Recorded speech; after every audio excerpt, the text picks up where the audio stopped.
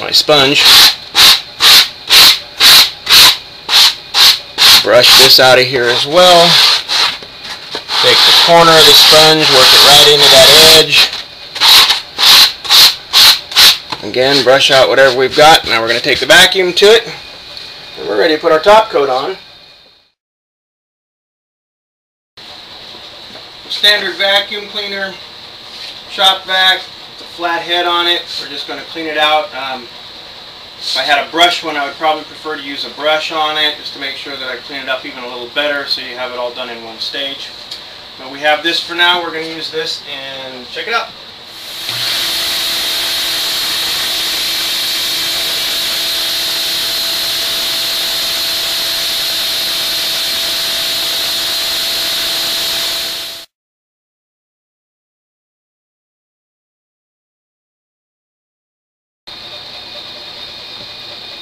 Okay, we're ready to put on our top coat. We've got our part A and part B here. This is a 2-to-1 ratio. Thoroughly mix the parts before we use them. Again, I'm using my low viscosity mixer, even though this is a higher viscosity product. I want to make sure not to get too much air into here.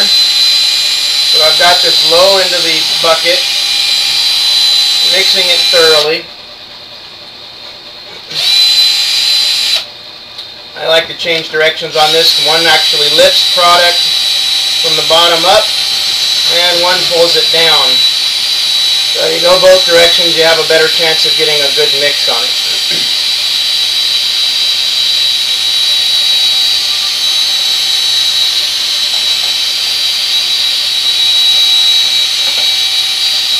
If you don't get it mixed, you might end up with some blushing.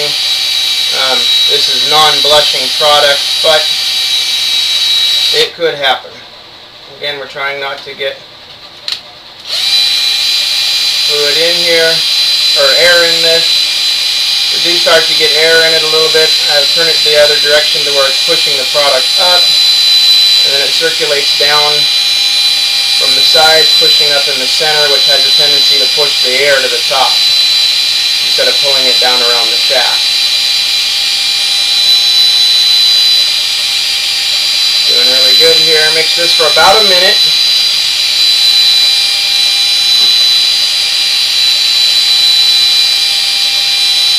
Remember, we're doing a 2-to-1 ratio on this.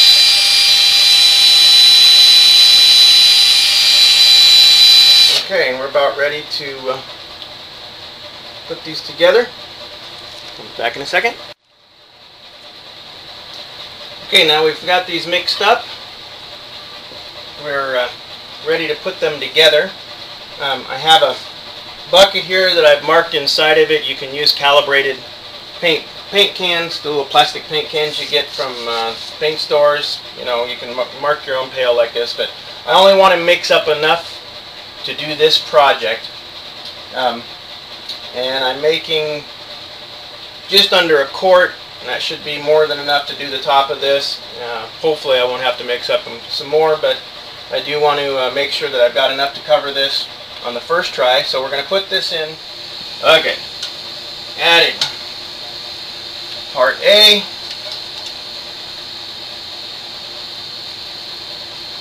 To my second line, first line, and second line.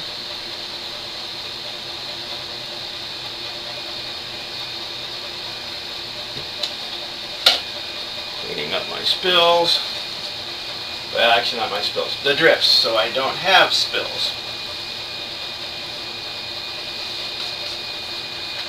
Always be as careful as you can with this stuff. It is corrosive.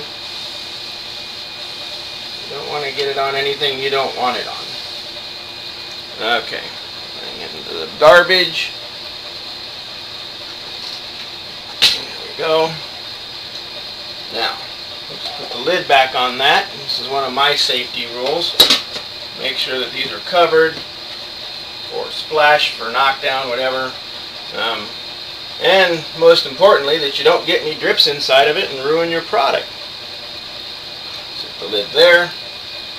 Now we are doing part B, all the way to the third line. This is the one I need to move in. These smaller cans are a little bit of a pain. I don't want to spill any excess material. Just like that. Now we have part A and part B mixed together. Cleaning up my spills. I keep saying spills. Cleaning up my lips of the cans. Good thing to do with these is to use the little lip pour guides that they have. You can just put them on there and mark one part A and part B. Like I said, you don't want to mix up more than you need. Then you don't have to clean that lip if you use those spill guards. Recover my material. Carefully relocate them onto my piece of paper on the floor here.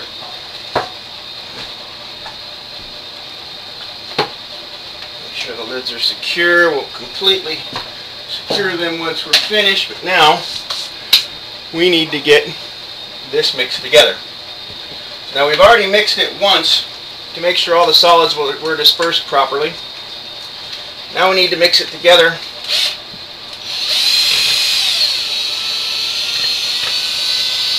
Make sure we've got a good mix of the products. Again, about 1 minute.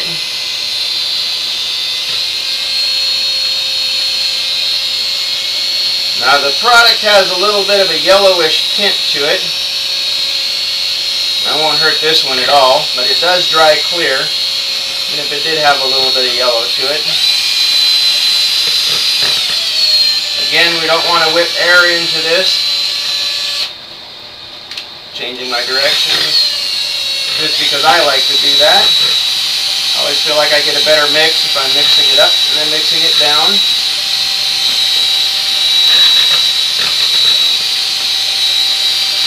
Notice I'm getting close to, but not really scraping the edges too much. That's looking pretty good.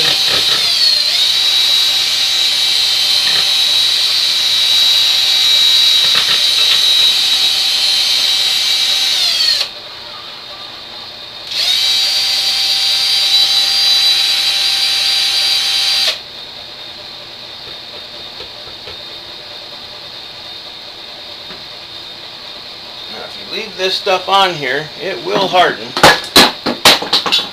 That was my screwdriver, just so you know.